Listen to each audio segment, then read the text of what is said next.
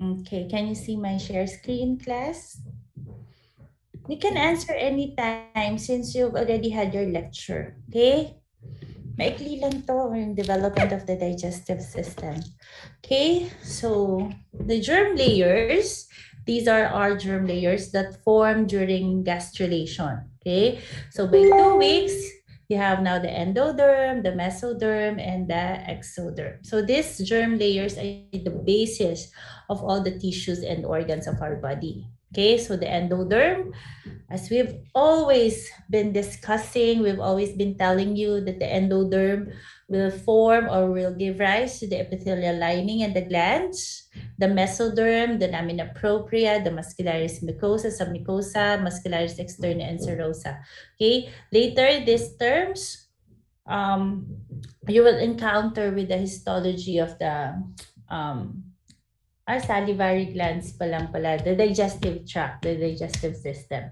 Okay, the ectoderm will give rise to the enteric nervous system and the posterior luminal digestive structures. Okay, so the primitive gut, which develops during the 3rd and 4th week, will be divided into 3 tubes. We have the foregut, the midgut, and the hindgut.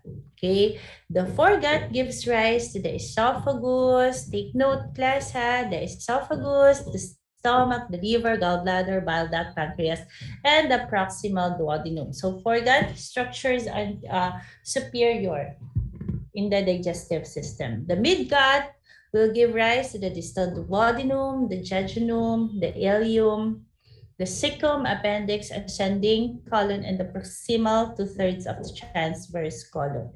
And the hindgut, okay, the most distal, will give rise to the distal 1/3 of the transverse colon, the descending colon, sigmoid, and the upper anal canal. So again, please take note of this primitive gut and its derivatives, okay? So here, you've seen this during the development of the endocrine system. What do you call this structure? Please identify.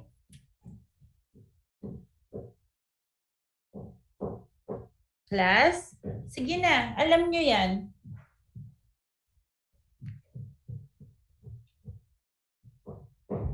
Pharynx po.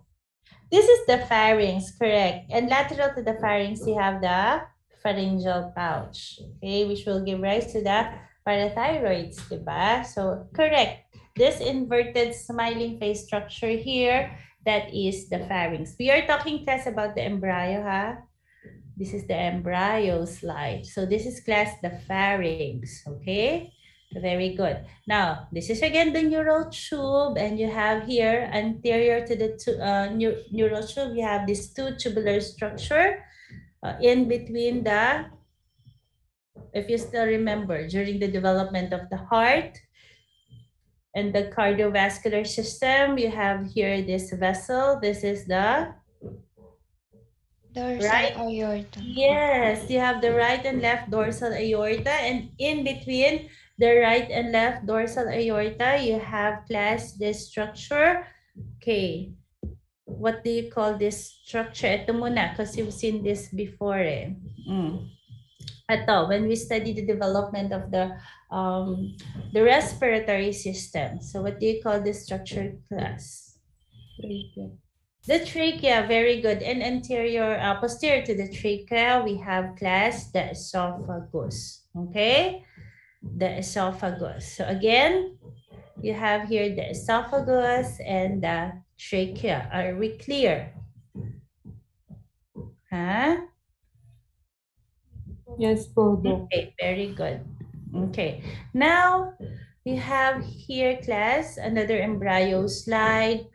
Okay, so this is your landmark. You have the developing mesonephros, you have the descending aorta, and you have here dilatation here at the middle in between the developing mesonephros. And if you still remember, what is this structure, class? Itong malaking to. Yes, that is the liver. So in between, you have, class, this dilatation, and this is the, please identify. You've already encountered this as a landmark when we studied the endocrine system.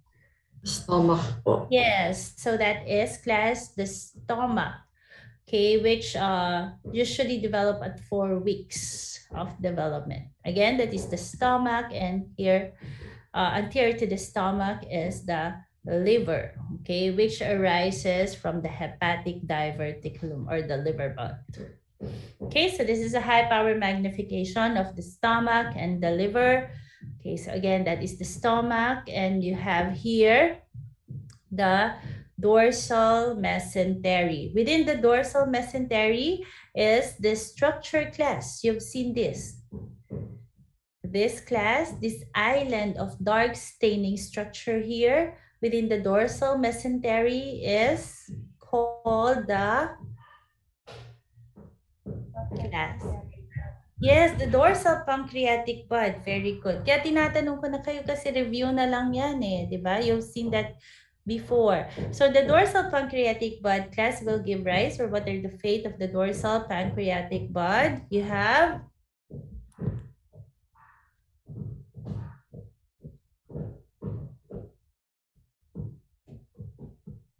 ano yung mga fate niya? What part of the pancreas?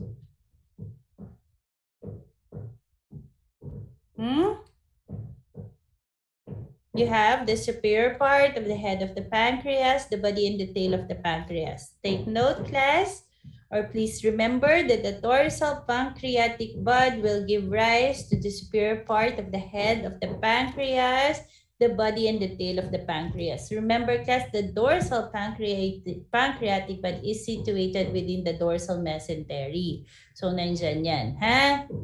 Okay, you get it? Nakuha ba, class? Yes. Yes. Also, the distal part of the dorsal pancreatic bud and the entire ventral pancreatic bud will give rise to the main pancreatic duct or the pancreatic duct of Wirsung. Okay. So again, that is the dorsal pancreatic bud. And here again is the liver. And within the liver, you have these spaces. What do you call that spaces? I know you know this already. That is the Hepatic sinusoids. Yes, the hepatic sinusoids or the liver sinusoids. Very good. So again, spaces within the liver, they are called the hepatic or the liver sinusoids. Very good. Okay? So again, ito, wag na natin ito ipakita parang hilaw kasi you don't know if it is the stomach or the duodenum kasi may pagka hindi maganda yung slide. So we'll just go here. Okay, we'll just present this slide. Okay, so now look, class. Here, what do you call this structure now? Going posteriorly, what do you call this structure? Lumiit na siya. This is now the, after the stomach, you have now the, yes, the duodenum of the small intestine. So this is the duodenum. And here you have this island now of structure, of dark staining structure near the duodenum, near the developing liver, near the cystic duct. So this class now is the what specific part of the pancreas?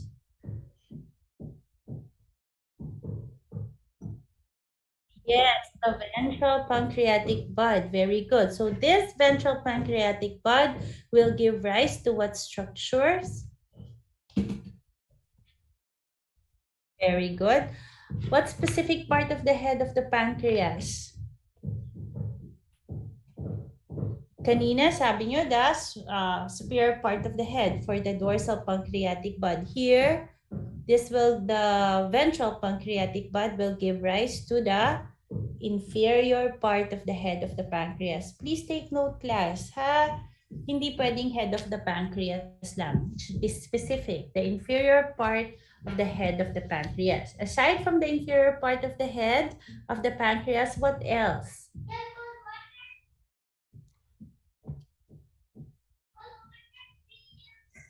Nahingi ng tubig.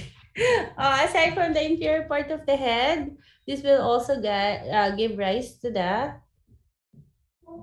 naku naman, Main pancreatic duct. the uncinate process of the pancreas. Of course, the main pancreatic duct, very good. Sinabi ko kanina that the ventral pancreatic bud will also give rise to the main pancreatic duct of Wirsung. But also it will give rise to the uncinate process of the pancreas. Ha? So ulitin natin. What are the fates of the ventral pancreatic bud? Toink, toink, toink. Ano? Inferior part. Part of the head. Inferior part of the head of the pancreas. What else? Uncinate process of the pancreas. Process. Very good. How about this structure here? Please identify. This is the dorsal mesentery. So identify this structure here. This dark staining structure.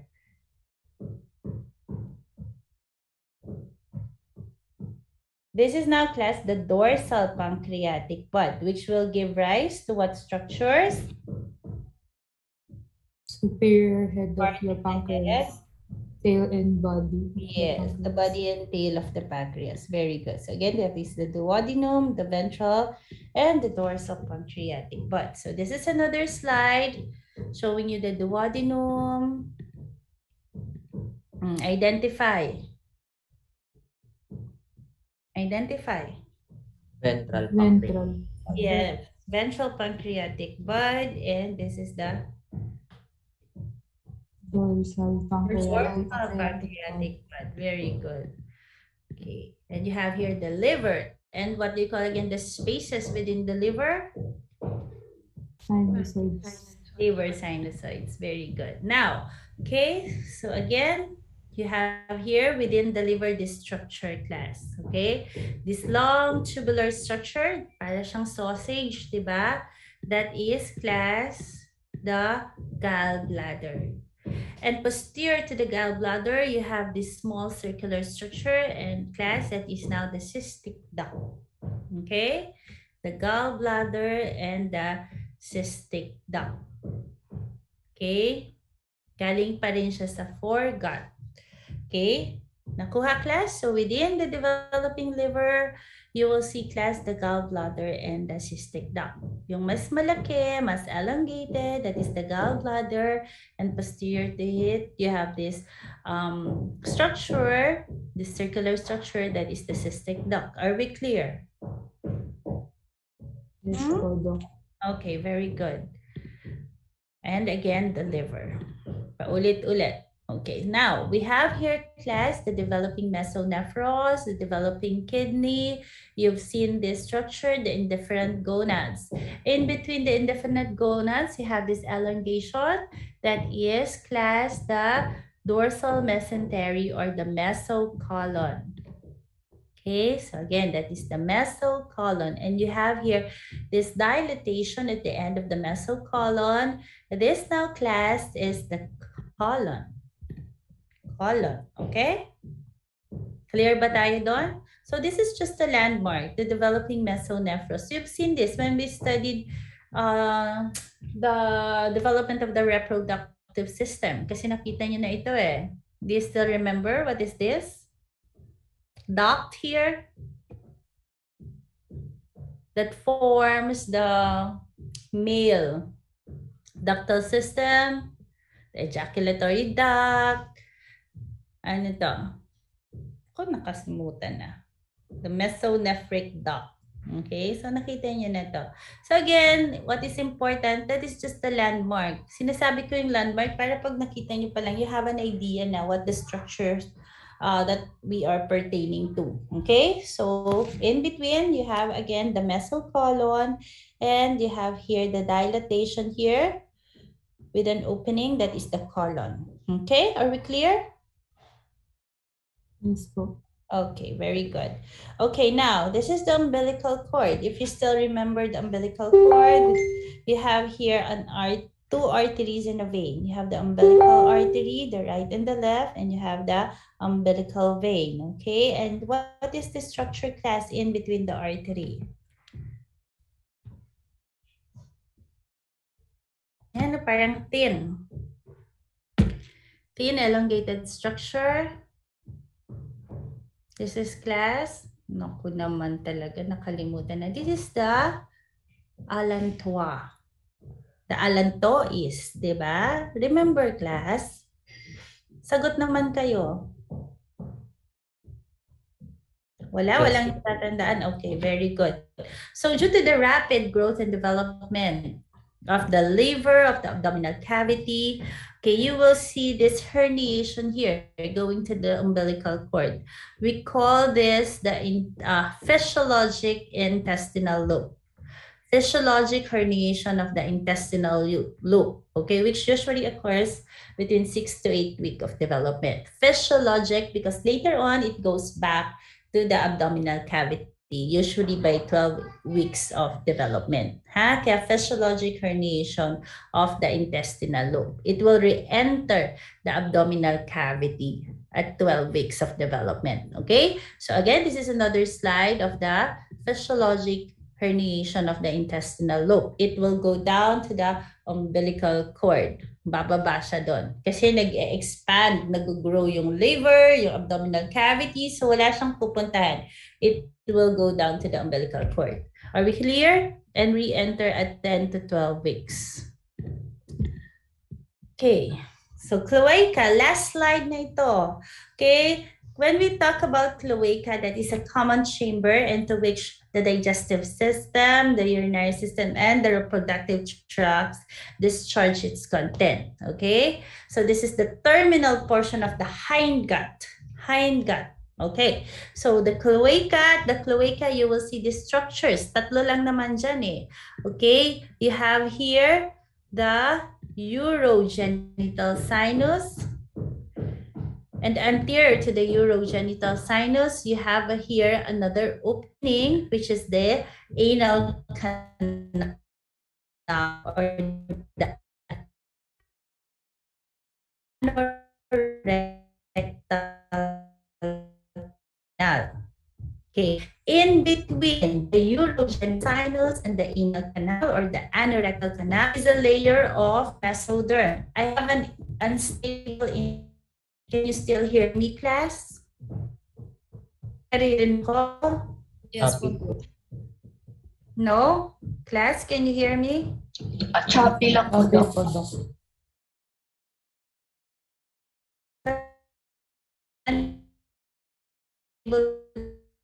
Internet ko. Again, you have here the I see class. Doc, choppy po kayo.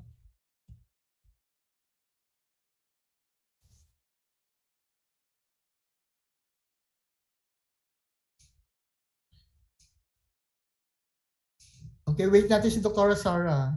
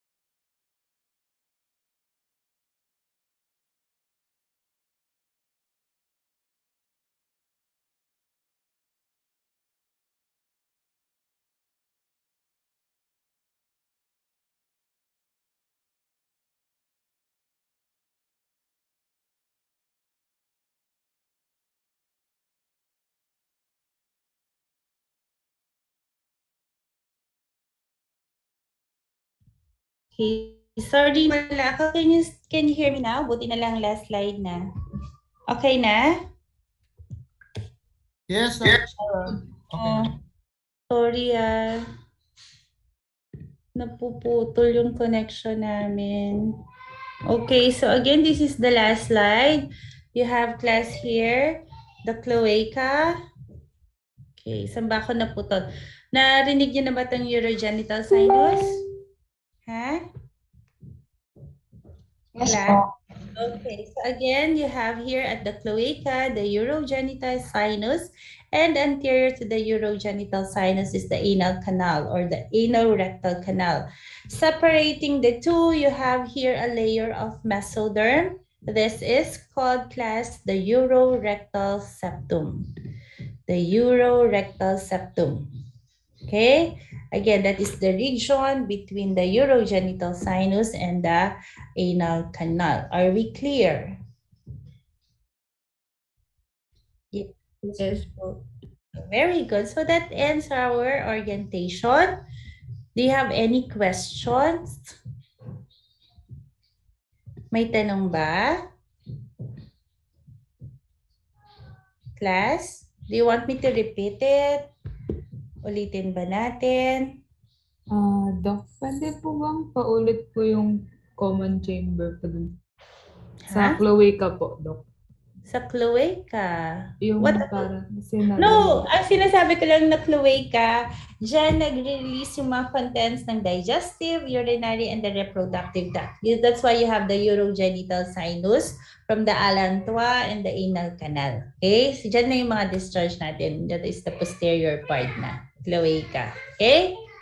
Yun lang Okay. yun. Thank you po.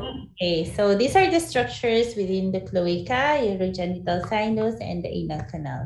And in between, you have the urorectal septum. Okay. So what else? Do you have any questions, class?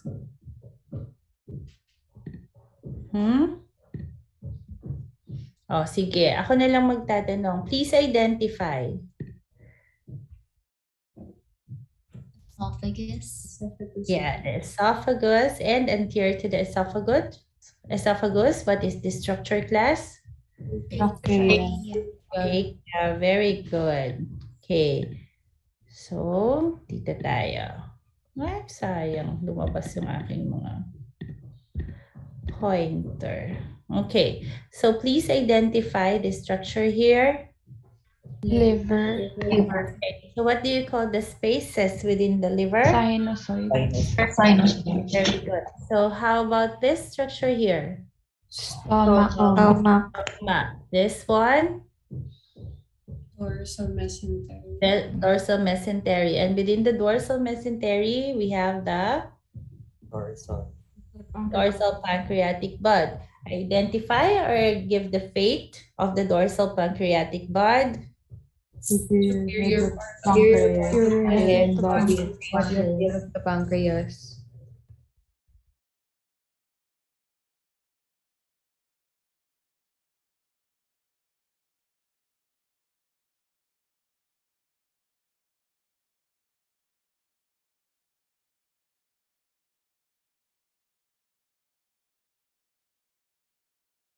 Ba ako? Yes po, Doc. Naghang po. Naputol na naman. Sorry. So again, please give the fate of the dorsal pancreatic bud. Superior Head of the pancreas. pancreas. Yes. And body Body of of pancreas. pancreas. Yes, very good. Okay. Huwag na yan. Kasi nahihilawan ako sa picture niyan. Okay. Please identify.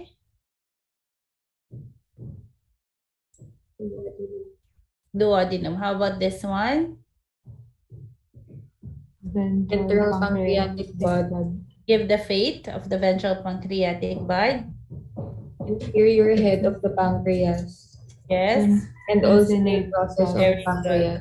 So how about this structure here, class? Gallbladder. The gallbladder. And posterior to the gallbladder, this is the Cystic duct. very good, the cystic duct. Yan. Ulit lang naman. Okay, so again, you have here the gallbladder and the cystic duct. Okay, so please identify. Mesocolon. Colon. And you have here Colon. colon. Very good. Okay, identify. Physiological herniated intestinal loop. Yes. Okay, physiologic herniation of the intestinal loop. Okay.